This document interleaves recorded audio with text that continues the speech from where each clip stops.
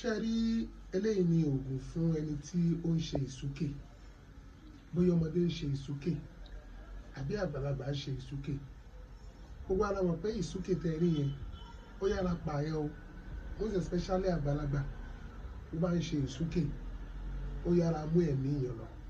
Tá a bá kọ́ lè gẹ́ẹ̀tì nǹkan mẹ́ta yìí bó ṣe kéré tó, ó ṣiṣẹ́ fún oògùn ìsúkè.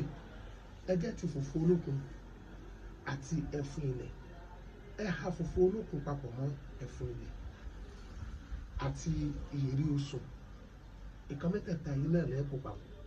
Tẹ́ bá ti pò papọ̀, ẹ dá sí méjì, ẹ pò kan papọ̀ mọ́ epo pupa, kẹ́ ẹ pò kejì papọ̀ mọ́ oyin. Ẹ máa lákan lálẹ́, ẹ máa lákan láàárọ̀, kò kí ń bàjẹ́, ẹ ṣe sílé.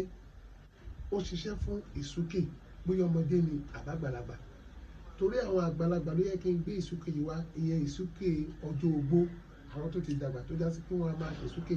Bí ẹ bá ń ṣàárẹ̀ lọ́wọ́ tó wá ń ṣe ìsúkè, ó yára mú ẹ̀mí ẹ̀ lọ sọ́run.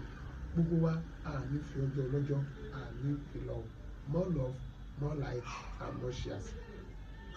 Ìyèrí osùn, fùfú olókun àti ẹ̀fun ilẹ̀ fún oògùn ìsúkè. Remain blessed.